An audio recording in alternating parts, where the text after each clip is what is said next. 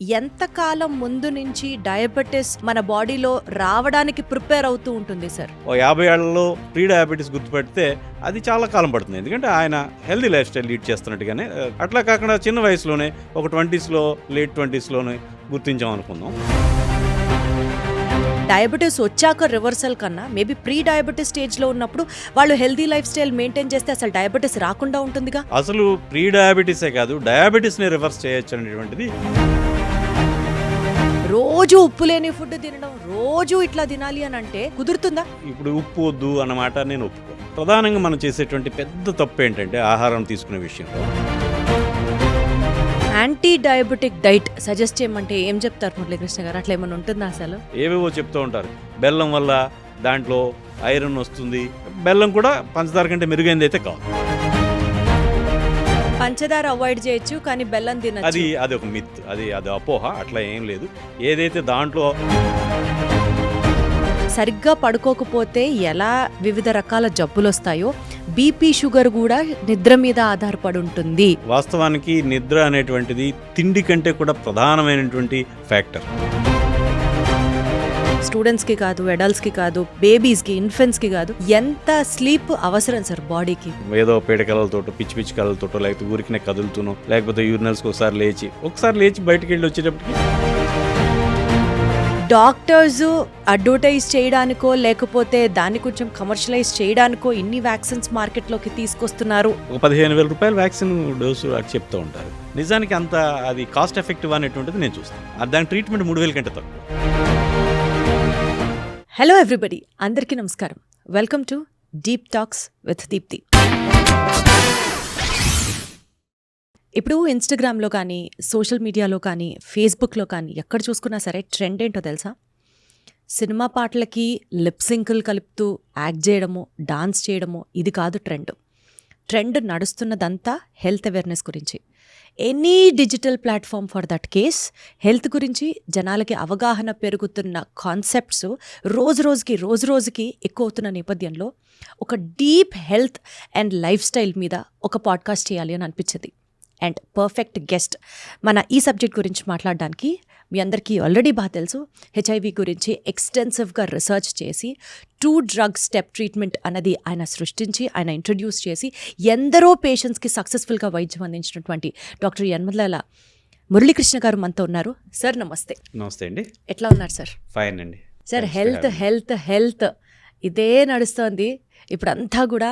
అంటే ఒకప్పటితో పోల్చుకుంటే జనాలకి అవేర్నెస్ పెరిగిందా? సంతోషమే కదా, మంచి విషయమే కదా.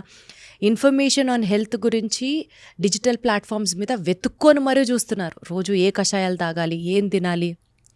ఈక్వల్లీ డయాబెటీస్ గురించి చూస్తే diabetes has already become the capital of the world, మన ఇండియా, భారతదేశం.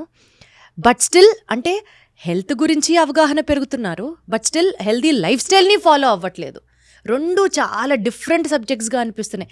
మీరేమంటారు సార్ ఈ ట్రెండ్ గురించి? వాస్తవానికి వ్యవసాయం ఉనికిలోకి వచ్చి 10,000 సంవత్సరాల కంటే తక్కువ అయింది. అంతకుముందు పచ్చనం చేయనటువంటి, కుక్ చేయనటువంటి తిండి తినడం, అట్లనే సహజమైనటువంటి ఆహారం తీసుకోవడం అనేటువంటిది ఉండేది. ఎప్పుడైతే వ్యవసాయం ఉనికిలోకి వచ్చిందో అంతకుముందు ఈ ప్రధానమైనటువంటి ఆహార వేట, చేపల వేట, అట్లనే జంతు వేట, ఇది కాస్త కొద్దిగా ఈ నట్స్, తర్వాత ఫ్రూట్స్ ఇట్లాంటివి ఉండేవి. ఎప్పుడైతే వ్యవసాయం ఉనికిలోకి వచ్చిందో ఈ కాయ కష్టం అనేది తగ్గిపోయింది. అట్లనే కార్బోహైడ్రేట్ అనేటువంటిది బాగా పెరిగిపోయింది.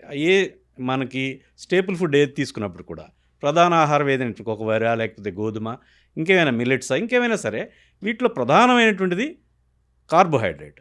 సో అప్పటి వరకు కొన్ని లక్షల సంవత్సరాలుగా జరుగుతున్నటువంటి మానవ పరిణామంలో ఒక్కసారిగా వ్యవసాయం అనేటువంటిది అంతవరకు ఉన్నటువంటి ఈ ఫుడ్ బ్యాలెన్స్ని మార్చిపడేసింది.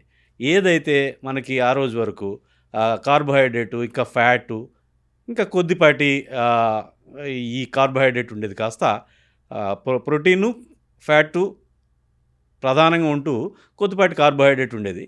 అది కాస్త వ్యవసాయం అయితే ఉనికిలోకి వచ్చిన తర్వాత ప్రధానంగా కార్బోహైడ్రేట్ అనేటువంటిది మేజర్ పార్ట్ తీసుకుంది. మేజర్ చంక్ ఫుడ్, మానవుల యొక్క ఫుడ్లో కార్బోహైడ్రేటు ప్రధానమైనటువంటి పాత్ర అయిపోయింది. ఎప్పుడైతే ఇట్లా వచ్చిందో ఈ ఎవల్యూషన్లో మానవుని యొక్క పరిణామంలో ఈ కార్బోహైడ్రేట్ని హ్యాండిల్ చేసేంత శక్తి ఇప్పటికీ కూడా మనకి రాలేదు. అందువల్ల ఈ లైఫ్ స్టైల్ డిసీజెస్ అనేటువంటి ఏవైతే మనం ఒక 50 ఏళ్ల క్రితాన్ని ఫోటోలు చూసుకుంటే ఎవరు చబ్బీగా కనపడరు, ఎవరు నిండుగా కనపడరు, అందరూ థిన్గా హెల్దీగా కనపడుతూ ఉంటారు. ఇప్పుడు ఎప్పుడైతే మన ఆహారంలోకి ఎక్కువగా ఈ ప్రాసెస్డ్ ఫుడ్ ఇంకా పరిస్థితిని వర్సం చేసింది. ఏదైతే ఎండోస్పెర్మ్ ఏదైతే మనం బ్రౌన్ రైస్ అంటాం, ఉండేటువంటి ఆ బ్రౌన్ పొరని తీసేసి మనం ఫుడ్ ఇస్తే అది వెంటనే శరీరంలోకి ఈ కార్బోహైడ్రేట్ రిలీజ్ అయిపోతుంది. దాని మూలంగా కూడా ఈ ఇన్సులిన్ రెసిస్టెన్స్ అవి వచ్చేయటం మొదలెట్టింది. దీనివల్ల ఇప్పుడు లైఫ్ స్టైల్ డిసీజెస్ అనేటువంటి ఏవైతే క్యాన్సర్లో, లేకపోతే రక్తపోటు, డయాబెటీస్, లేకపోతే ఊబకాయం, ఇంకా ఇలాంటివి గుండెపోట్లు, ఇవన్నీ కూడా ఈ రకంగా వచ్చేసినాయి. సో మానవుని యొక్క పరిణామ క్రమం నెమ్మదిగా జరిగేది లక్షల సంవత్సరాల పాటు, వేల సంవత్సరాల పాటు జరిగేది కాస్త ఒక్కసారిగా మానవుని యొక్క ఆహారంలోకి వ్యవసాయం ఉనికిలోకి వచ్చిన తర్వాత ఈ కార్బోహైడ్రేట్ రావడంతో ఉల్టా అయిపోయింది. ఇది ప్రధానమైనటువంటిది ఇది అనమాట. సార్, బేసికల్గా డయాబెటీస్ అనేది ఓవర్ నైట్ వచ్చేది కాదు. Over a period of time ఇప్పుడు మనం కూడా ప్రీ డయాబెటిక్ టెస్ట్లను కూడా చేస్తున్నారు. ప్రీ డయాబెటిక్ రేంజ్ ఇంత ఉంది అని అంటే బహుశా వీళ్ళకి ఫ్యూచర్లో డయాబెటీస్ వస్తుంది కాబట్టి జాగ్రత్త పడాలి అని ఒక హింట్ కూడా ఇస్తున్నారు డాక్టర్స్. ఈ నేపథ్యంలో ఎంతకాలం ముందు నుంచి డయాబెటీస్ మన బాడీలో రావడానికి ప్రిపేర్ అవుతూ ఉంటుంది సార్? సుమారుగా మనం ఎంత టైం అని చూసుకోవచ్చు? దీన్ని ఇంకో రకంగా అర్థం చేసుకోవాలి. దీన్నే ఇన్సులిన్ రెసిస్టెన్స్ అంటాం. ఇన్సులిన్ అనేటువంటిది మనిషి యొక్క శరీరంలో దాదాపుగా ఒక 25-30 యూనిట్ల ఇన్సులిన్ మనం ఏదైతే వాడుతూ ఉంటామో అంత ఈ మేరకు రిలీజ్ అవుతూ ఉంటుంది. ఇది ఫుడ్ ఛాలెంజ్ని బట్టి ఏదైతే కార్బోహైడ్రేట్ ఎక్కువగా ఉన్నప్పుడు ఎక్కువ ఇన్సులిన్ రిలీజ్ కావడం, అట్లనే ఫ్యాట్ లాంటి కంటెంట్ ఉన్నప్పుడు దాదాపుగా లేకపోవడం, కొంచెం ప్రోటీన్ ఉన్నప్పుడు కొద్దిపాటి మినిమల్ ఇన్సులిన్ రిలీజ్ కావడం జరుగుతుంది. ఎప్పుడైతే ఫుడ్ని డంప్ చేయడం మొదలెట్టామో అది కూడా మనం సహజమైన జీవితం కాకుండా ప్రకృతిలో దొరికేటువంటి ఆకులలములో, లేకపోతే పండ్లు, లేకపోతే ఈ ధాన్యాలు ఎలా ఉన్నదో అలా కాకుండా మనం పూర్తిగా పాలిష్ చేసి దాన్ని రకరకాల ప్రాసెస్ చేసి ఇంకా తొందరగా రుచిని పొందడానికి గాను అక్కడ మనకి శారీరక శ్రమ బయటికి కనపడేది, లోపల అంతర్గతంగా జీర్ణ వ్యవస్థ పడే కష్టాన్ని కూడా లేకుండా చేసి డైరెక్ట్గా చేసేస్తున్నాం. శారీరక శ్రమ లేకపోవడం వల్ల మనకి ఊబకాయం ఎట్లా పెరుగుతుందో శరీరంలో అట్లా అంతర్గతంగా మనకి ఈ డైరెక్ట్గా రీఫైన్డ్ కార్బోహైడ్రేట్ అందడం వల్ల శరీర అంతర్గత అవయవాలు ఏవైతే లివరు లేదా ఈ ప్యాంక్రియాస్ అనేటువంటి వాటికి పని లేకుండా పోతుంది. అది ఎప్పుడు అనేటువంటిది వాళ్ళ యొక్క తిండి మీద ఆధారపడి ఉంటుంది. సో 50 ఏళ్లలో ప్రీ డయాబెటీస్ గుర్తుపెడితే అది చాలా కాలం పడుతుంది. ఎందుకంటే ఆయన అంతవరకు ఆ వ్యక్తి హెల్దీ లైఫ్ స్టైల్ లీడ్ చేస్తున్నట్టుగానే near healthy life style lead చేస్తున్నట్టు, అట్లా కాకుండా చిన్న వయసులోనే ఒక 20స్లో లేట్ 20స్లోనే గుర్తించాం అనుకుందాం. వాళ్ళ అన్హెల్దీగా ఏదైతే జంక్ ఫుడ్, ప్రాసెస్డ్ ఫుడ్, అట్లనే రీఫైన్డ్ కార్బోహైడ్రేట్స్ బాగా తీసుకుంటున్నాడు. నేను ఈ క్వశ్చన్ ఎందుకు అడుగుతున్నానంటే సార్, ఇప్పుడు సపోజ్ ఫర్ ఎగ్జాంపుల్ ఒక 25 to 30 ఏజ్ గ్రూప్లో ఉన్న వాళ్ళు ఉన్నారు అనుకుందాం. ఇప్పుడు అంటే ఆ ఏజ్ గ్రూప్లో కూడా మనం డయాబెటీస్ ఎక్స్పెక్ట్ చేయొచ్చు, కానీ జనరల్గా మాట్లాడితే ఒక 25 to 30 ఏజ్ గ్రూప్లో ఉన్న వాళ్ళకి because of unhealthy lifestyle వల్ల వాళ్ళు బాడీలో షుగర్స్ అక్యూములేట్ చేసుకోవడం స్టార్ట్ చేసి they are on the verge of diabetes అని అనుకున్నప్పుడు, డయాబెటీస్ వచ్చాక రివర్సల్ కన్నా మేబీ ప్రీ డయాబెటీస్ స్టేజ్లో ఉన్నప్పుడు వాళ్ళు హెల్దీ లైఫ్ స్టైల్ మెయింటైన్ చేస్తే అసలు డయాబెటీస్ రాకుండా ఉంటుందిగా? అట్లా ఎక్స్పెక్ట్ చేయొచ్చా? ప్రికాషన్గా తీసుకో. అసలు ప్రీ డయాబెటీసే కాదు, డయాబెటీస్ని రివర్స్ చేయొచ్చు అనేటువంటిది ఇటీవల కాలంలో రుజువైనటువంటి విషయాలు. బ్రిటన్కి చెందినటువంటి రాయ్ టేలర్ మెడిసిన్ ప్రొఫెసర్, ఆయన ఏం చేశారంటే ఎవరైతే ఈ డయాబెటిక్ పేషెంట్స్ ఉన్నారో వాళ్ళలో 11 మంది పేషెంట్లు తీసుకుని వాళ్ళకి సివియర్ క్యాలరీ రెస్ట్రిక్షన్ చేశారు, అట్లానే కార్బోహైడ్రేట్ని ఎలిమినేట్ చేశారు. వాళ్ళకి ఒక 8 వారాలు ఈ రకమైన కేవలం తిండి మార్పు చేయడం మూలంగా వాళ్ళు అందరూ ఇంచుమించుగా డయాబెటీస్ రివర్స్ అయింది వాళ్ళకి. సో వాళ్ళకి ఇన్సులిన్ అవసరం లేకుండా పోయింది, అట్లానే మెడికేషన్స్ కూడా అవసరం లేకుండా పోయింది. అంటే సార్, ఒకప్పుడు పేరెంట్స్కి డయాబెటీస్ ఉన్నా లేకపోతే ఫ్యామిలీ ట్రీలో డయాబెటీస్ రన్ అయినా జెనెటికల్గా పిల్లలకి రావడానికి కూడా ఆస్కారం ఉంది అని అనుకునేవాళ్ళు. కానీ ఇవాళ రోజున maybe because of the improper food or improper lifestyle or because of the stress ఏది తీసుకున్నా సరే ఎవరికి డయాబెటీస్ వస్తుందో కూడా ఎక్స్పెక్ట్ చేయలేకుండా ఉన్నాం మనం. సో డయాబెటీస్ వీళ్ళకి వస్తుంది, జాగ్రత్త పడాలి అనే సిమ్టమ్స్ మనకేమైనా అర్థమవుతాయా సార్? ఇప్పుడు మనం వంశపారంపర్యంగా జెనెటికల్గా లేకపోతే వాళ్ళ కుటుంబ జన్యువుల వల్ల వస్తుంది అనేటువంటిది చాలా తక్కువ శాతం. హ్మ్. ఏదైతే ఈ ప్రాక్టీస్ మూలంగా వాళ్ళు చేసేటువంటి పనుల మూలంగానే వాళ్ళు తినే తిండి మూలంగానే వచ్చేటువంటిది ఇప్పుడైతే అది కనిపిస్తున్న ప్రభావమే ట్రెండ్ అత్యధికం. అది కరెక్ట్. దాదాపు 90% వాళ్ళు తినే తిండి మూలంగా వస్తూ ఉంటుంది. సో మనం ప్రిడిక్ట్ చేయక్కర్లేదు. వీళ్ళ ఇంట్లో గుండెపోటు వచ్చి చనిపోయారు, లేకపోతే వీళ్ళ ఇంట్లో డయాబెటీస్ వచ్చిందంటే వాళ్ళ హెల్తీ లైఫ్ స్టైల్ అని కనుక వాళ్ళ పిల్లలు అనుసరించగలిగితే వాటి నుంచి ఖచ్చితంగా తప్పించుకునే అవకాశం ఉంది. జెనెటిక్గా వచ్చేటువంటి అవకాశం ఉన్నప్పుడు కూడా మనం ఈ పరిసరాల్లో మనం తీసుకునేటువంటి ఆహారం ద్వారా ఇతరేతర అలవాట్ల ద్వారా శారీరక శ్రమ, అట్లనే తగినంత స్ట్రెస్ ఫ్రీ లైఫ్, అట్లాగే తగినంత నిద్ర, ఇలాంటి వాటిని అన్నింటినీ కూడా చక్కగా మెయింటైన్ చేయగలిగితే వాళ్ళకి డయాబెటీస్ లేకపోతే గుండెపోట్ల నుంచి ఒక రక్షణ పాయింట్ ఉంటుంది. అప్రిషియేట్ చేసే విషయం సార్, ఇప్పటి జనరేషన్లో స్మార్ట్ వాచెస్ అంటున్నారు, స్మార్ట్ రింగ్స్ అంటున్నారు, రోజుకి 10,000 అడుగులు వేస్తే డయాబెటీస్ నుంచి దూరంగా ఉండొచ్చు అంటున్నారు, ఇట్లా ఏవేంటంటే చెప్తున్నారు. Smart gadgets involvement in health, me comment ఏంటి సార్? ఇప్పుడు ఈ గ్యాడ్జెట్స్ వీటన్నింటికంటే కూడా ముఖ్యంగా వాళ్ళు వీలైనంత ప్రకృతి సఖ్యమైనటువంటి జీవితం గడపాలి. ఏదైతే గతంలో పెద్దగా పచ్చనం చేయకుండానో లేకపోతే పెద్దగా ప్రాసెస్ చేయకుండా తిండి తింటూ ఉండేవారు, అలాంటి తిండి తినాలి. అట్లనే ఏది గతంలో ఇన్ని రకాలైనటువంటి ఉపకరణాలు లేవు. ఇన్ని రకాల ఉపకరణాలు లేకపోవడం మూలంగా ఒక శారీరక శ్రమ అంటూ ఉండేది. అది గృహోపకరణాలు కానివ్వచ్చు, లేకపోతే మనకి ఎంప్లాయ్మెంట్లో కానివ్వచ్చు, లేకపోతే దూరం వెళ్ళి జాబ్ చేయాల్సి వచ్చినా మనం వేరే రకంగా వెళ్ళాల్సి వచ్చేది.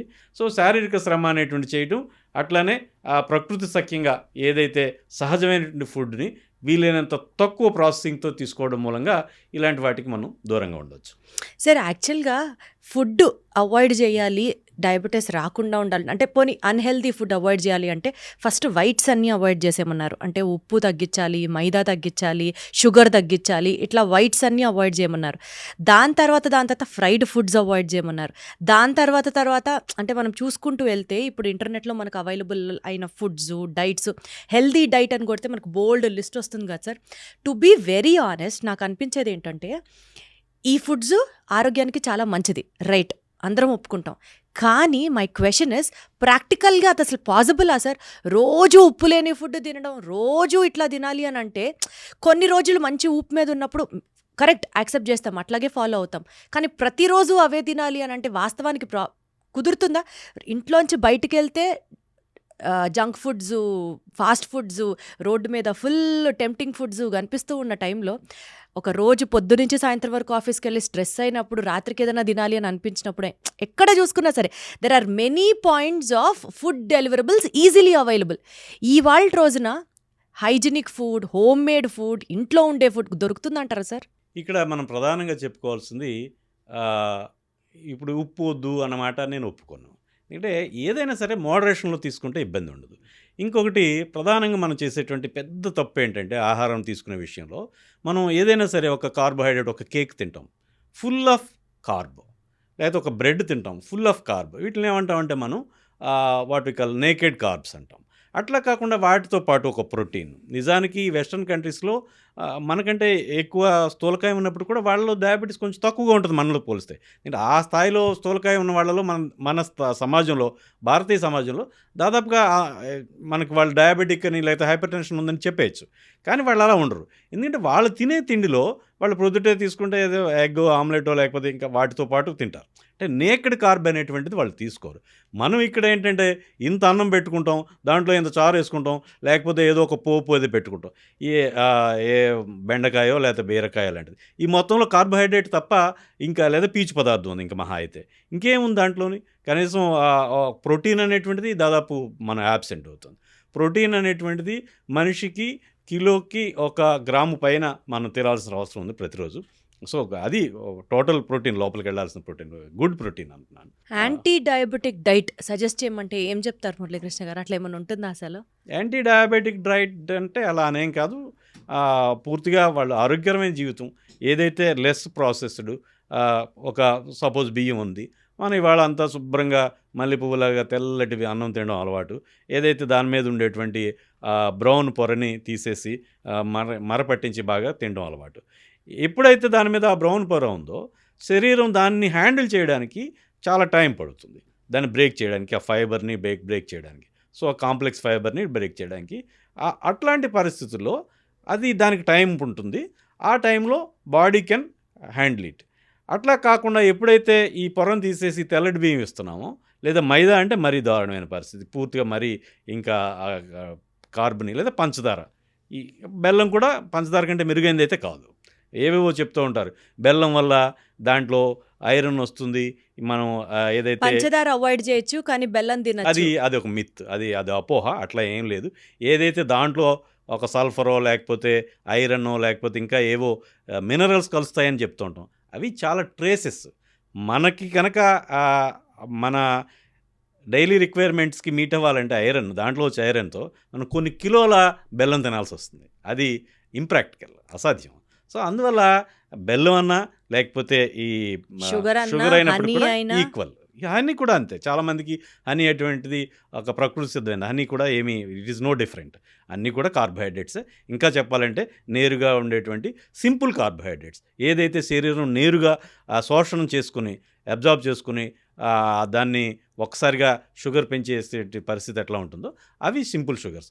అట్లా కాకుండా ఏది తీసుకున్నప్పుడు కూడా కాంప్లెక్స్గా ఉండేటట్టుగా తీసుకోవాలి. ఏదైతే ప్రకృతి సహజంగా ఉండేటువంటి less processed minimally processed food, ఏదైతే జస్ట్ ధాన్యాన్ని కాస్త బియ్యం చేస్తే అంటే దంపుడు బియ్యంలాగా చేస్తే చాలు, అలాంటివి తీసుకోగలిగితే.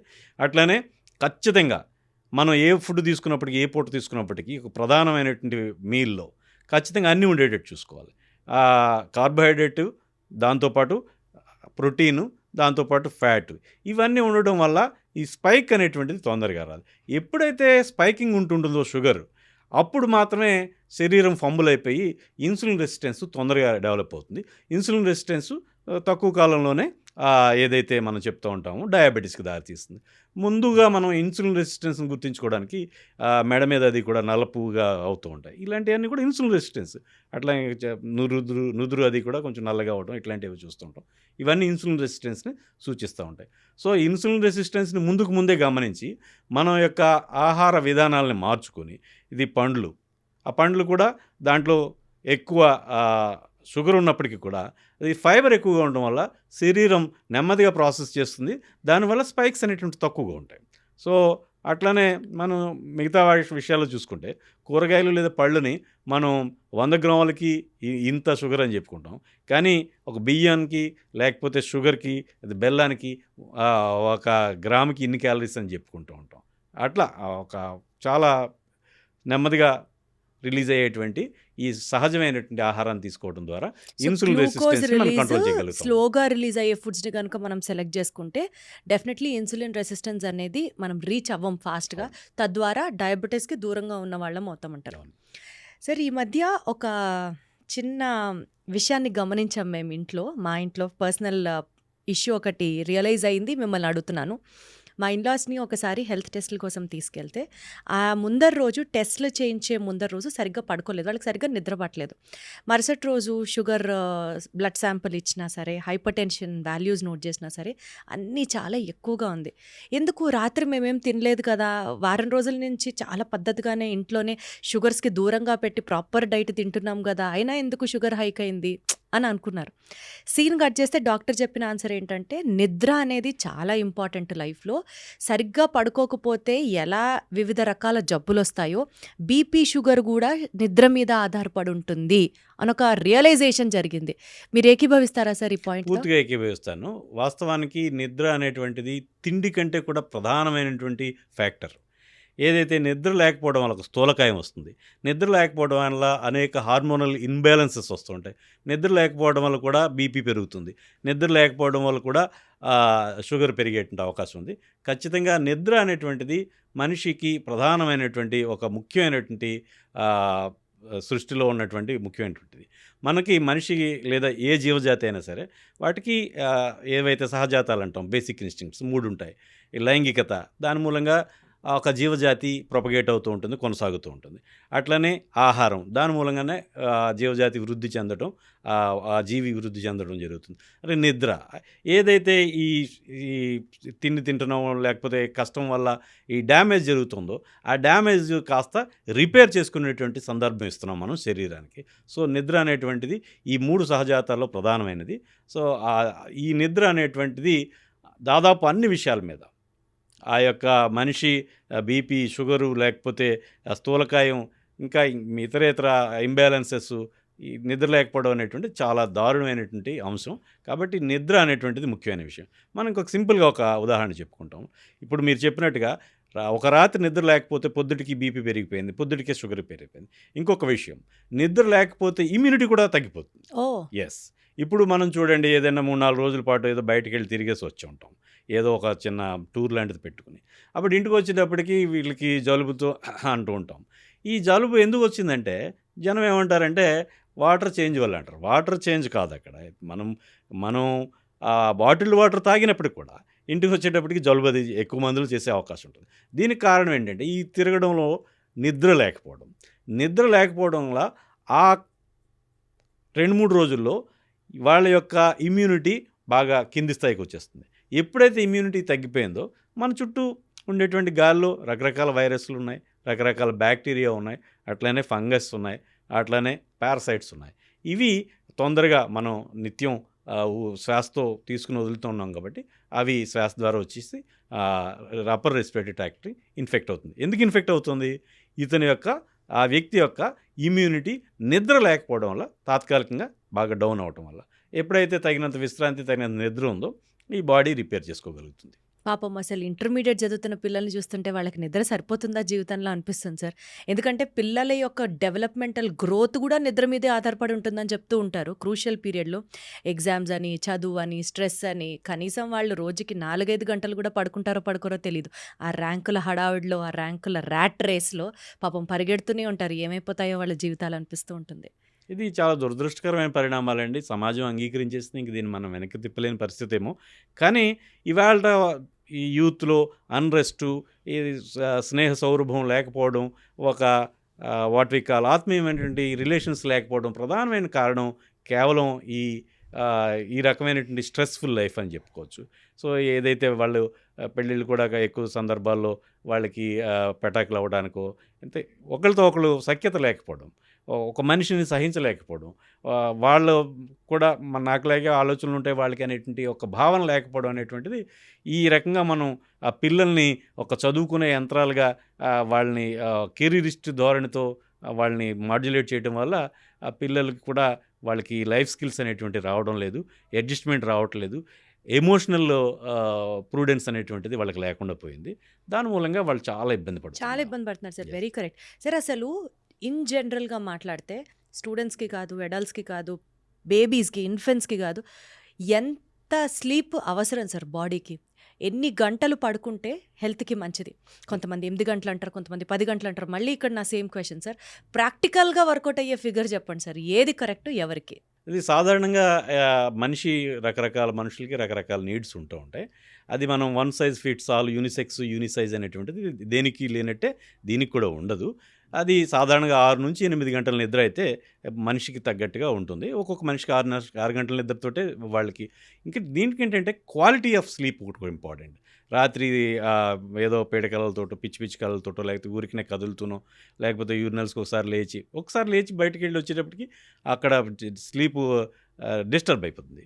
అది మళ్ళీ డీప్ స్లీప్లోకి వెళ్ళడానికి టైం పడుతుంది. సో డీప్ స్లీప్ అనేది 6 అవర్స్ నుంచి 8 అవర్స్ అనేటువంటిది తప్పనిసరి అవసరం. సో అది కొంతమందికి 6 గంటలు కూడా సరిపోతుంది, కొంతమందికి 7 గంటలు, 8 గంటలు, మ్యాక్సిమం అంత 8 గంటల వరకు సరిపోతుంది. 10 గంటలు, 20 గంటలు అనేటువంటిది కొంత ట్రాష్గానే నేను భావిస్తాను. సార్ బేసికల్గా ఏం మంచి తీసుకోమో పక్కన పెడితే, రాత్రిపూట నిద్రపోకుండా గేమ్స్ ఆడుకునే వాళ్ళకి కానీ, ఫ్రెండ్స్తో చాటింగ్లు చేసుకునే వాళ్ళకి కానీ, వీళ్ళందరూ ఆదర్శంగా ఒక పాయింట్ చెప్తారు. ఎస్పెషల్లీ పార్టీలు చేసుకునే టైంలో కానీ వీళ్ళందరూ చెప్పేది, నరేంద్ర మోడీ గారు 3 గంటలే పడుకుంటారట, మిగిలిన 21 గంటలు ఆయన ఏదో ఒకటి చేస్తూ ఉంటారు, ఆలోచిస్తూ ఉంటారు, యోగా చేస్తారు, డెవలప్మెంట్ కోసం ఆలోచిస్తారు. సో 3 గంటలు పడుకున్నా చాలు అన్నది కొంతమంది థియరీ. దీంతో మీరేమంటారు? ఇదంతా అది ఒక రకమైన ప్రచారమే తప్ప దాంట్లో వాస్తవం ఉందని నేను భావించడం లేదు. సో 3 గంటలతో మనిషి పూర్తి కాన్సన్ట్రేట్ చేయడం కానీ ఇవన్నీ జరిగే పనులు కాదు. ప్రొడక్టివ్ లైఫ్ అయితే లీడ్ చేయలేం. అఫ్కోర్స్ ఉంటారు, ఎక్సెప్షన్స్ ఉంటారు. ఇది కొంత పిఆర్ విషయంగానే నేను భావిస్తాను. ఈ నిద్ర గురించే మాట్లాడుకుంటున్నాం కాబట్టి సార్, ఇంకొక ఇంపార్టెంట్ పాయింట్, కొంతమందికి నాకు చాలా ఆశ్చర్యంగా అనిపిస్తుంది సార్ ఈ విషయం. ఫోన్ చూస్తూ ఉంటే స్క్రీన్ లైట్ వల్ల నిద్ర పట్టకుండా ఉంటుంది. అంటే బ్రెయిన్ యాక్టివ్‌గా ఉండడం వల్ల, మెలనోసైట్స్ అన్నీ ఇంకా యాక్టివ్ అవ్వడం వల్ల నిద్ర పట్టదు. That's a very bad habit. వద్దు అని డాక్టర్స్ చెప్తారు. కొంతమంది దగ్గర దీనికి కంప్లీట్ కాంట్రాస్ట్ స్టేట్మెంట్ వింటూ ఉంటాం.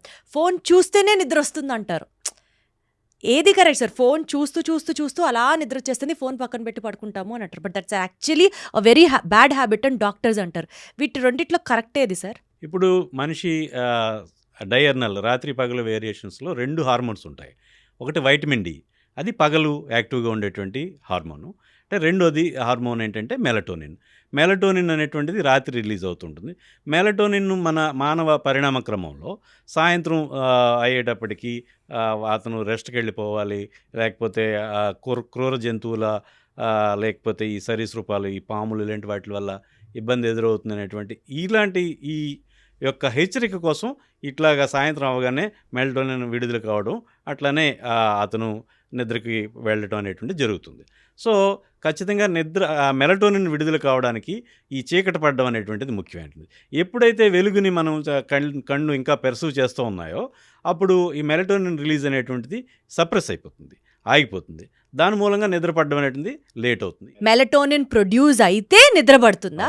మెలటోనిన్ ప్రొడ్యూస్ అవ్వకపోతే వాళ్ళకి నిద్ర, అందుకనే వాళ్ళకి సరిగ్గా నిద్ర పట్టదు అన్నది నడుస్తుందా? అవునండి. ఇంకా దీంతో పాటు అనేక విషయాలు ఉంటాయి.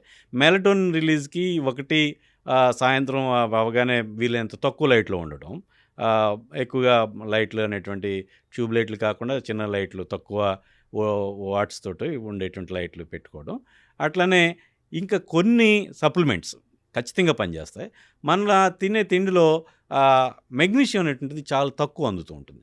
మెగ్నీషియం సప్లిమెంట్స్ వల్ల కూడా చక్కటి నిద్ర పడేటువంటి అవకాశం ఉంది. మెగ్నీషియం మనకి ఈ అరటిపళ్ళల్లో వాటిలో కూడా మెగ్నీషియం ఉంటుంది. కొంతమంది అరటిపండు తొక్కతో కూడా తింటే కూడా బాగుంటుందని చెప్తూ ఉంటారు. ఎస్, ఐ డూ అగ్రీ, అది కూడా ఒప్పుకుంటాను. తినగలిగితే మంచిదే. సో కనీసం ఆ లోపల ఉండేటువంటి పొరనైనా, తొక్క మొత్తం బయట ఉండేటువంటి నీలం ఆకుపచ్చదో లేకపోతే పసుపు రంగుతో కాకుండా కనీసం లోపల ఉండే తెల్లటి పొరతో అయినా తినగలిగితే బాగుంటుంది. సో ఈ సప్లిమెంట్స్ అట్లానే సాయంత్రం కాగానే ఈ లైట్లు అది ఆర్పేసుకుని ఈ స్క్రీన్ టైం అనేది కూడా దాదాపు ముగించేసుకోవాలి. అట్లాంటప్పుడు మాత్రమే మన నిద్ర పట్టేటువంటి అవకాశం ఉంది. తర్వాత అలజడులన్నీ వదులుకోవాలి. వీలైనంత వరకు ఏమీ అయిపోదు. ఇప్పుడు రేపొద్దుటి గురించో భవిష్యత్తు గురించో విపరీతంగా ఆలోచించేస్తే ఏమీ అయిపోదు. మారిపోయే పరిస్థితులు మారిపోవు. మనం ప్రశాంతంగా ఉండి రేపు రొద్దుట లేచి చక్కగా పనిచేసుకుంటే ఇంకా బాగుంటుంది తప్ప మనం దాని గురించి ఆలోచిస్తే అయితే పరిస్థితులు మారవు. కాబట్టి ఆలోచనలు అవి ఆందోళనలు అవి కూడా వీలైనంత తక్కువగా ఉండాలి. అట్లనే ఈ తిండి అది కూడా చక్కగా ముందుగానే తినేస్తే మంచిది. సాయంత్రం 7 ఆ టైం కల్లా భోజనం చేయగలిగితే మంచిది, బాగా నిద్ర అది పడుతుంది. సో ప్రాపర్ స్లీప్ ప్రాక్టీస్ అంటే ఏంటి సార్? దానికి ముందరే మనం ఎక్సర్సైజులు చేయాలి. కొన్ని చోట్ల ఈ స్లీప్ థెరపీసు, స్లీప్ రూమ్స్ అని చెప్పి కూడా కొత్తగా వస్తున్నాయి కదా మార్కెట్లోకి. కొత్తగా రావట్లేదు, ఎప్పటి నుంచో ఉన్నాయి.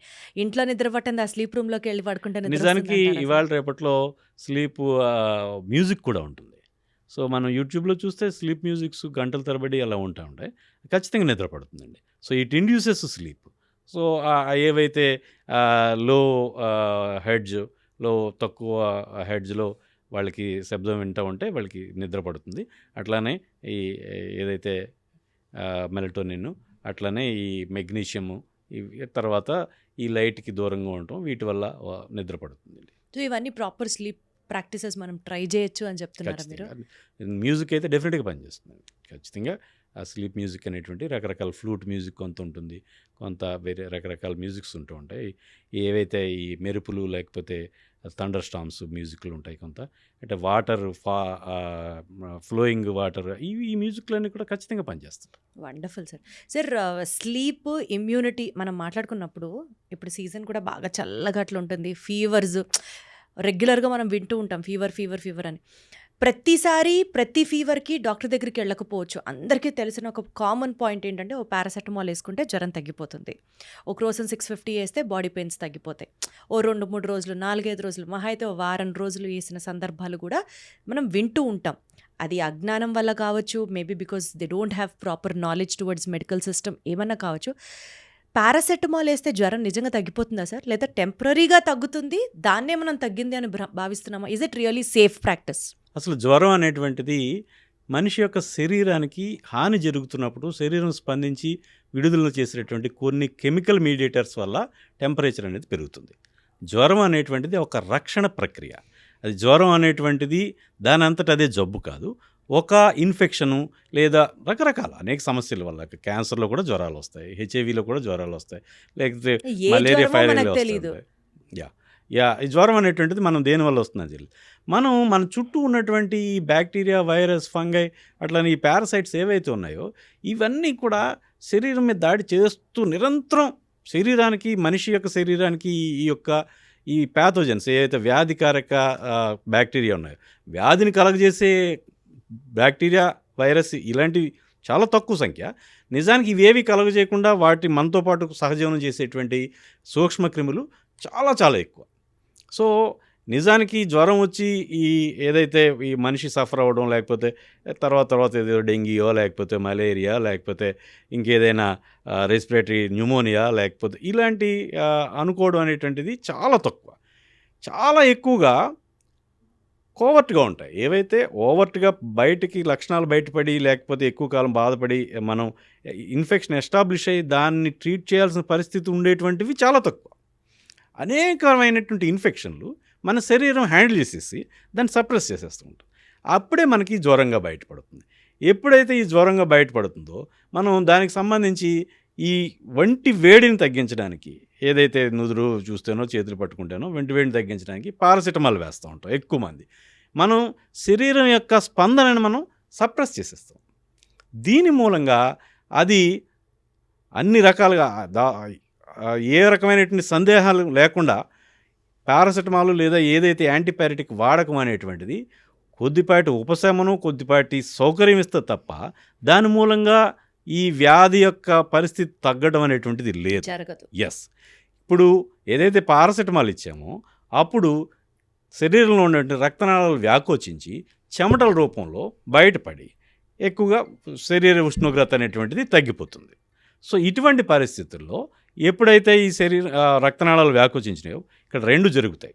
మీరు చూడండి, ఏదో పారాసిటమాల్ వేసుకున్న తర్వాత జ్వరం వచ్చిన తర్వాత ఎక్కువ మందికి నీరసం అనేటువంటిది జ్వరం వల్ల కాదు, ఈ పారాసిటమాల్ వేసుకోవడం వల్ల వాళ్ళలో బీపీ తగ్గిపోతుంది, వాళ్ళలో విపరీతమైన నిస్సత్తు వస్తుంది. సో చాలామంది చూడండి పడిపోతుంటారు, కళ్ళు తిరుగుతున్నాయి, లేకపోతే జ్వరం వచ్చింది ఏదో పారాసిటమాల్ వేసుకున్నారు, కళ్ళు తిరిగి పడిపోతాం. ఈ పడిపోవడం అనేటువంటిది కేవలం ఈ పారాసిటమాల్ వేసుకోవడం వల్ల రక్తనాళాలు వ్యాకోచించడం వల్ల బీపీ పడిపోతుంది.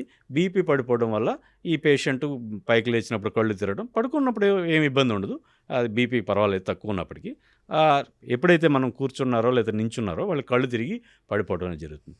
సో ఎప్పుడైతే ఈ రకంగా మనం వేలు పెట్టి ఆ ప్రకృతి సహజంగా మనిషి యొక్క సహజమైనటువంటి ముందుకు వెళ్ళేటువంటి ఈ వ్యాధి నిరోధక వ్యవస్థలో మనం చేయి పెట్టి కలగజేసుకున్నామో అప్పుడు ఖచ్చితంగా అది వ్యాధికి సంబంధించి ఇంకా వర్సన్ అవుతుంది తప్ప చెడు అవుతుంది తప్ప అది మంచిది కాదు. ఇంకా కొన్ని ఇప్పుడు ఈ విషయాలు కొత్త తరాలకు ఎవరికి తెలియదు. నేను ఈ మధ్య ఒక చోట చదివాను. పాల్ ఓఫిట్ అని చెప్పేసి డాక్టర్ గారు, ఆయన ప్రొఫెసరు, అమెరికాలో ఆయన వాళ్ళ వ్యాక్సిన్ అడ్వైజరీ బోర్డు పీడియాట్రిక్, ఆయన బుక్ రాశారు ఈ మధ్యకాలంలో, ఓవర్ కిల్లింగ్ అని చెప్పేసి, where medical profession has gone too far అని చెప్పేసి అంటే చెప్తాడు ఆయన. సో చాలా కాలం క్రితం 1940s 50s అనుకుంటా, నాకు గుర్తులేదు. అక్కడ వాళ్ళు ఒక కేసు రిపోర్ట్ చెప్తారు. ఒక పేషెంట్, ఒక అమ్మాయికి విపరీతమైన ఫీవర్తో చేస్తున్నారు. అప్పటికి అందుబాటులో ఉన్నటువంటి అన్ని యాంటీబయాటిక్స్ వాడుతూ ఉన్నారు, అయినా ఫీవర్ వస్తూనే ఉంది. యాంటీబయాటిక్ ఇస్తున్నారు వాళ్ళకి అప్పట్లో, ఎప్పుడు 40s 50s అనుకుందాం. అవి ఇస్తున్నప్పుడు కూడా ఎంతకీ జ్వరం తగ్గట్లేదు. జ్వరం వస్తూ ఉంది, వాళ్ళు పారాసిటమాల్, అప్పుడు యాస్పిరిన్ అలాంటివి లేకపోతే ఇలాంటిది ఏదో ఇస్తూనే ఉన్నారు. అమ్మాయి జ్వరం తగ్గుతుంది, మళ్ళీ మర్నాడు వస్తుంది, ఇంక కంటిన్యూస్గా జ్వరం రావడం, వాళ్ళు ఏదో ఇచ్చుకోవడం, జ్వరం రావడం ఇచ్చుకోవడం. సో నాలాంటి ఒక డాక్టర్ ఏం చేశారంటే, స్టాప్ యాంటీపైరెటిక్, ఇది జ్వర నివారణ ఏదైతే ఉందో అంటే ఉష్ణోగ్రత తగ్గించేటుంటుందో అది ఆపండి అని చెప్పారు. So patient recovered. బాగా సివియర్ ఇన్ఫెక్షన్లో కూడా ఈ యాంటీబయాటిక్ ఇస్తూ ఈ యాంటీపైరెటిక్ ఇవ్వడం వల్ల వాళ్ళకి ఉపయోగం లేదు. యాంటీబయాటిక్ ఆఫ్ చేసి యాంటీబయాటిక్ ఒకటే కంటిన్యూ చేసినప్పుడు పేషెంట్ రికవర్ అయ్యాడు. సో ఇలాంటి ఎనెక్డోట్స్ అనేకమైన దృష్టాంతాలు ఉన్నాయి. అయినప్పటికీ కూడా మనకేంటంటే క్విక్ ఫిక్స్ కావాలి. మనకి ఒళ్ళు వేడిగా ఉందంటే ఒక టాబ్లెట్ వేసుకొని మన పనికి వెళ్ళిపోవాలి, ఏదో ఒకటి చేసేయాలి. సో అది అయితే పారాసెటమాల్ లేదా యాంటీపైరెటిక్ ఉపయోగం లేదా అంటే ఖచ్చితంగా ఉంది. బాగా పిల్లల్లో 5 ఏళ్ళు కొంచెం అటు ఇటు పిల్లలు లేదా పసి పిల్లలు 1 year ఆడపిల్లలు వాళ్ళకి జ్వరం వచ్చినప్పుడు ఖచ్చితంగా జ్వరం తగ్గించాలి. అది పారాసిటమాల్ లాంటివో లేకపోతే ఏదో బ్రూఫెనో ఇలాంటిది ఏదైనా వేసి ఖచ్చితంగా తగ్గించాలి. నిమ్స్లేయడో మరోటో ఇంకోటో. ఎందుకంటే వాళ్ళలో సీజర్స్ వస్తాయి, ఫిట్స్ వస్తాయి, టెంపరేచర్ బాగా ఎక్కువైనప్పుడు. కరెక్ట్. సో అలాంటి వాళ్ళకి ఒకటి తడిగుడ్డుతో తొడవడం, అప్పటికి కూడా తగ్గకపోతే ఖచ్చితంగా పారాసిటమాల్ లాంటివి ఖచ్చితంగా వాడాల్సినట్టు కానీ అవసరం. అసలు ఈ పెద్దవాళ్ళు అయితే పారాసెటమాల్ మాత్రం పారాసిటమాల్ వాడకం అనేటువంటిది నేను I'm against that. You're against that. కానీ ఈ పారాసెటమాల్ అనేది సార్ ఎలా అయిపోయిందంటే సేఫ్ డ్రగ్, ఎవరైనా వాడచ్చు, కిడ్నీ టాక్సిక్ కాదు, ఇలా ప్రచారం జరిగే కొద్దీ అసలు ఎన్ని పారాసెటమాల్స్ పర్ డే తీసుకుంటే అది కిడ్నీ టాక్సిక్ అవ్వదు? పారాసిటమాల్ అనేటువంటి కిడ్నీ టాక్సిటీ లేదండి, కానీ లివర్ టాక్సిటీ ఉంది. అచ్చా. పారాసిటమాల్ ఒక 20 మాత్రలు తీసుకుంటే లివర్ చాలా వాళ్ళకి బిలిరూబిన్ బాగా పెరిగిపోయి లివర్ డ్యామేజ్ అవుతుంది. సో అంటే నెమ్మదిగా అంటే తీసుకుంటే దేర్ వేరు, ఇస్ నో ఒకసారి safe drug at all. Drug అనేటువంటిది whether it is a drug or poison, it is the dose that determines. So డోస్ను బట్టి మనం అది మందా లేకపోతే ఔషధమా లేకపోతే విషమా అనేటువంటిది నిర్ణయిస్తాం. సో పారాసిటమాల్ కూడా ఎక్కువ డోస్ తీసుకుంటే ఖచ్చితంగా లివర్ డ్యామేజ్ జరుగుతుంది, వాళ్ళకి జాండీస్ వచ్చేటువంటి అవకాశం ఉంది. విన్నారు కదా? సో జ్వరం వచ్చి రాగానే ఒక పారాసెటమాల్ వేసేస్తే పని అయిపోతుంది అని ఆలోచించద్దు. దానికి కూడా ఒక లిమిటేషన్ ఉంది. సో పారాసెటమాల్ ఎక్కువ వేసుకుంటే మేబీ కిడ్నీ టాక్సిక్ కాదు అని చాలా హ్యాపీ ఫీల్ అవ్వచ్చు. బట్ సార్ చెప్పినట్లు it is liver toxic. So be very careful about it. Sir, ఈ నేపథ్యంలో మాట్లాడితే మందు ఇందాక మీరు అన్నారు ఏదైనా డోస్ ఒక మోతాదుకి మించితే అది పాయిజనే అని. ఈ నేపథ్యంలో సార్ వ్యాక్సిన్స్ ఇప్పుడు చిన్నప్పుడు మాత్రమే వ్యాక్సిన్స్ చిన్నపిల్లలకి మాత్రమే ఉండేవి. కానీ ఇవాళ రోజున ప్రతి దానికి ఫ్లూకి వ్యాక్సిన్ ఉంది, క్యాన్సర్కి వ్యాక్సిన్ రీసెంట్గా రష్యాలో డెవలప్ చేశారు. దాని గురించి మనం డీటెయిల్గా మాట్లాడుకుందాం. బట్ వ్యాక్సిన్ ఓవరాల్ అన్న bigger picture if you have to talk, ఇప్పుడు షీజర్స్కి వ్యాక్సిన్ ఉంది, ప్రతి దానికి వ్యాక్సిన్ వ్యాక్సిన్ వ్యాక్సిన్ వ్యాక్సిన్. ఈ కోవిడ్ తర్వాత వ్యాక్సిన్ అనేది ఎంత కామన్ అయిపోయిందంటే అమ్మ బాబోయ్ ఎందుకు వచ్చిన భయం, ముందరే వేసేస్తే వ్యాక్సిన్ మనం సేఫ్గా ఉంటాం కదా. ఆఖరికి డిసెంట్రీకి కూడా వ్యాక్సిన్ ఉంది అని ఈ మధ్య తెలుసుకున్నాను సార్ నేను. అలా వ్యాక్సిన్ దేనికి లేదు అన్నది ఆలోచిస్తే ప్రాబబుల్లీ ఏం లేదేమో కూడా. ఇంత వ్యాక్సినేషన్ మంచిదే అంటారా సార్? అంటే నేను మోడర్న్ మెడిసిన్లో క్వాలిఫైడ్ డాక్టర్గా వాళ్ళు చెప్పేది వ్యాక్సిన్స్ అనేటువంటివి ఖచ్చితంగా చాలా తక్కువ ఖర్చుతోటి, తక్కువ శ్రమతోటి ప్రొటెక్షన్ ఇస్తుంది. చాలా వరకు వ్యాక్సిన్స్ రక్షణ ఇస్తూ ఉంటాయి. So we can go for all kinds of vaccines which are it available. Depends అండి. ఇప్పుడు ఉదాహరణకి కొన్ని వ్యాక్సిన్స్ ఏవో హెర్పిస్ అలాంటి వాటికి, సర్పీ అలాంటి వాటికి వ్యాక్సిన్స్ ఉన్నాయి. That cost a lot. But అది అందరికీ రొటీన్గా వచ్చే జబ్బు కాదు. ఎవరైతే ఇమ్యూనిటీ తక్కువగా ఉందో, ఎవరికైతే ఒక షుగర్ ఉందో, ఎవరికైతే ఇతర జబ్బులు ఉన్నాయి, లైక్ ఒక డయాలసిస్ లాంటిది జరుగుతుంది, లేకపోతే ఒక ట్రాన్స్ప్లాంట్ జరిగింది, ఇలాంటి వాళ్ళకి, అలాంటి హెల్త్ కండిషన్స్ స్ట్రీనెస్గా ఉన్న వాళ్ళకి ఆలోచించవచ్చు సార్. నేను దీర్ఘకాలిక వ్యాధులు ఉన్న వాళ్ళకి ట్యూబర్క్లాసిస్కి వ్యాక్సిన్ ఉంది, న్యూమోనియాకి వ్యాక్సిన్ ఉంది, షిజిల్స్కి వ్యాక్సిన్ ఉంది. అసలు ఇంకా వ్యాక్సిన్ లేనిదేంటి సార్? ప్రతిదీ ఫ్లూకి వ్యాక్సిన్ ఉంది, సీజన్ మారుతోంది, జలుబులు జ్వరాలు వస్తున్నాయంటే ఫ్లూకి వ్యాక్సిన్. ఇక్కడ మనం మరో మాట చెప్పుకోవాలి. ఇప్పుడు దాదాపు మనం అందరూ చిన్నప్పుడు అందరూ కూడా ఈ బీసీజీ వ్యాక్సిన్ తీసుకునేవాళ్ళే. బీసీజీ వ్యాక్సిన్ అనేటువంటిది క్షయకి మనం ఇస్తున్నాం. కానీ మనం దేశంలో చూసుకుంటే 80 లక్షల మంది క్షయ వ్యాధిగ్రస్తులు ఉన్నారు. సో ఈ no vaccine is completely totally protective. So అది పూర్తిగా ఇచ్చేస్తుందని చెప్పలేము. సో అది రిస్క్ అయితే తగ్గిస్తుంది. అంటే సార్ అందరూ అనుకుంటున్నట్టు డాక్టర్స్ అడ్వర్టైజ్ చేయడానికో లేకపోతే దాన్ని కొంచెం కమర్షియలైజ్ చేయడానికో ఇన్ని వ్యాక్సిన్స్ మార్కెట్లోకి తీసుకొస్తున్నారు అని చూడకుండా ఇది నిజంగా ఒక సేఫ్ ప్రాసెసే, వ్యాక్సిన్ వేయించుకోవడం వల్ల మనకి మంచిదే అన్న ఒపీనియన్లో ఉండాలా? అంటే ఇప్పుడు కొన్ని వ్యాక్సిన్స్ ఉంటాయండి, లైక్ అంటే పేరు పెట్టి చెప్పేయకూడదు. కొన్ని వ్యాక్సిన్స్ ఒక 15,000 రూపాయల వ్యాక్సిన్ డోసు అది చెప్తూ ఉంటారు. నిజానికి అంత అది కాస్ట్ ఎఫెక్టివ్ అనేటువంటిది నేను చూస్తాను. దాని ట్రీట్మెంట్ 3,000 కంటే తక్కువ అవుతుంది ఒకవేళ వస్తే కదా. ఎక్కువ మంది పేషెంట్లకి వచ్చినప్పుడు కూడా దానికి సీక్వెల్ ఏముండవు, పెద్ద దుష్పరిణామాలు ఏముండవు. సో అలాంటి పరిస్థితుల్లో ఈ కాస్ట్ ఎఫెక్టివ్నెస్ కూడా చూసుకోవడం, మనం మాట్లాడుకోవచ్చు సార్ అలాంటి వ్యాక్సిన్స్ ఏంటి అని, సో దట్ అట్లీస్ట్ అవి వేయించుకునేటప్పుడు కొత్తగా వచ్చినటువంటి అంటే దోస్ హూ కెన్ ఎఫర్డ్, డబ్బులు అనేది మ్యాటర్ కాదనుకున్న వాళ్ళు తీసుకోవచ్చు. ఇప్పుడు షింజిల్స్కి ఏదైతే మన సర్పిక్ అంటాం కదా, అది హెర్పిస్ జోస్టర్ అంటాం, అలాంటి దానికి వచ్చిన వ్యాక్సిన్ ఒక 15,000, అదే 2 డోసులు తీసుకోవాలి, 11,000 2 డోసులు, ఇట్లా ఏవో ఉన్నాయి. సో మనకి వచ్చేదే తక్కువ, నెంబర్ 1. అయితే ఖచ్చితంగా ఎవరైతే స్పెషల్ నీడ్స్ ఉన్నారో, ఎవరికైతే డయాబెటీస్ లేకపోతే ఇంకా పెద్దవాళ్ళు, ఇలాంటి వాళ్ళు తీసుకోవచ్చు. అండ్ ఇంకా చెప్పాలంటే డబ్బు పెద్ద మ్యాటర్ కాదు అనుకున్న వాళ్ళు కూడా తీసుకోవచ్చు. కానీ జనరల్గా 50 ఏళ్ళు దాటిన వాళ్ళందరికీ కూడా ఈ వ్యాక్సిన్ వచ్చిన వాళ్ళందరికీ వేసేద్దామంటే 15,000 రూపాయలు లేకపోతే 20,000 రూపాయలు అనేటువంటిది మనిషి మన సగటు ఒక మనిషి కుటుంబానికి నెల ఆదాయం అయి ఉండొచ్చు. Wonderful sir, got it. Sir బేసికల్గా ఈ క్యాన్సర్ వ్యాక్సిన్ గురించి ఇప్పుడు ప్రపంచం అంతా మాట్లాడుకుంటుంది. Russia has developed its own vaccine, అది ఫ్రీగా ఇస్తున్నారట జనాలకి. బట్ స్టిల్ మన ఇండియాలో కానీ లేకపోతే ఇతరత్ర పార్ట్స్ ఆఫ్ ద వరల్డ్లో కానీ టోటల్గా దానికి ఉన్నటువంటి కంప్లీట్ ఇన్ఫర్మేషన్ తెలియలేదు ఇంకా. బట్ రష్యా అయితే మాత్రం ఫర్ ద ఫస్ట్ టైం క్యాన్సర్కి వ్యాక్సిన్ డెవలప్ చేసాము అని చెప్పి చాలా గర్వంగా ప్రపంచంలోకి రిలీజ్ చేస్తుంది.